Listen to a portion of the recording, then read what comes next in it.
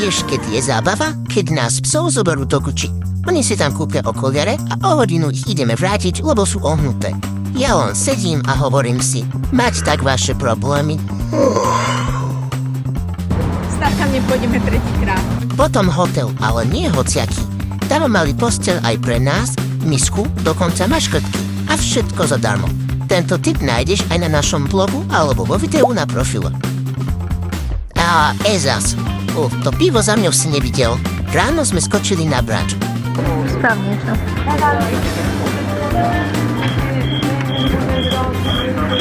Tak nič, ale zapíš si. Café Brunch Budapešť, nebudeš ľutovať.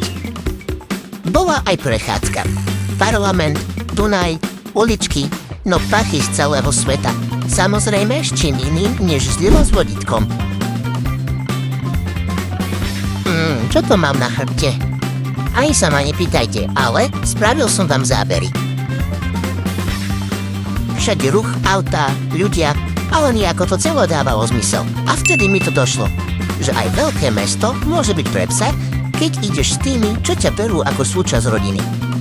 Aby si nás videl aj na budúce, nezabudni follow.